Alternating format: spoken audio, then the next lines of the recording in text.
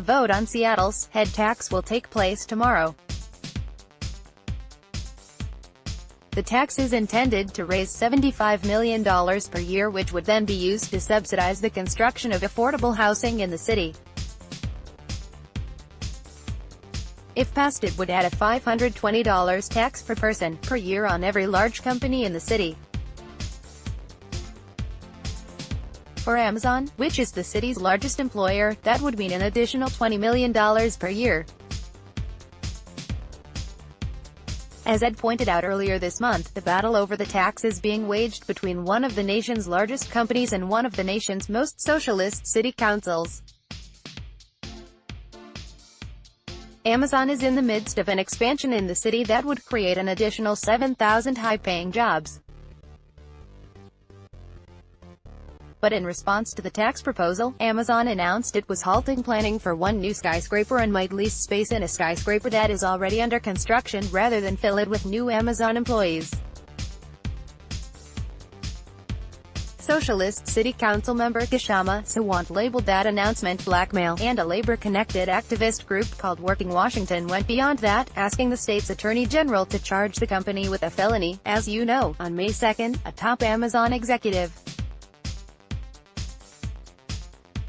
stated the company was putting a pause on expansion in Seattle in an attempt to influence the city council to reject a proposed 26 cents per hour tax on the largest companies in the city to address our housing and homelessness crisis.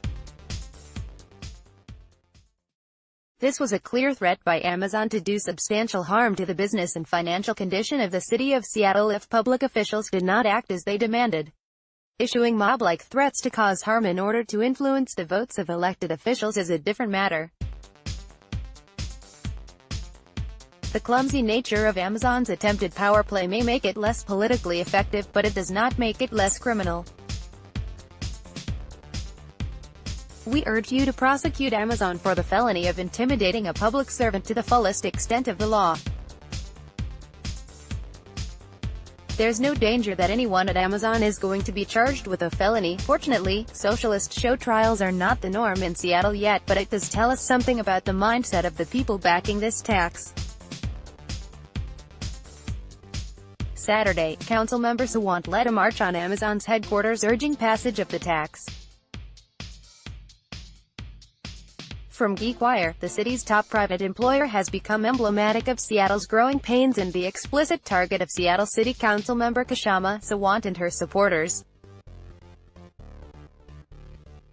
Sawant and fellow members of the Socialist Alternative Party organized and led Saturday's march.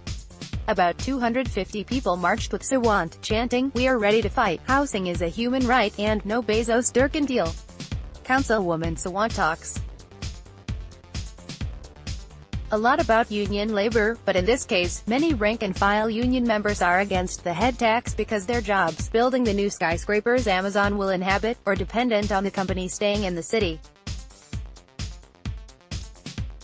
In this clip, you can see some construction workers chanting, "No head tax," as Sawant tries to hold her rally in support of the tax.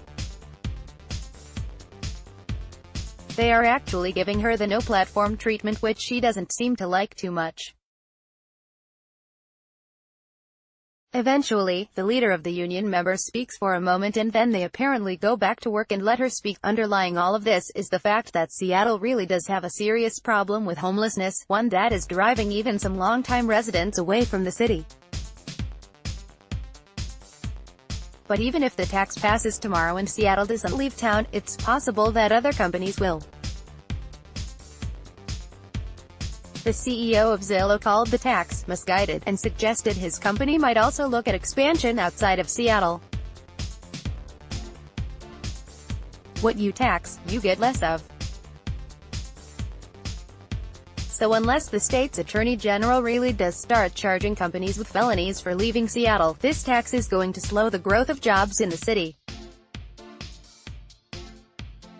Even if all the big companies stay and pay the tax rather than going elsewhere, the estimated $75 million this will raise is less than 20% of the $400 million a consultant recently said the city would need to deal with the homelessness problem in the region.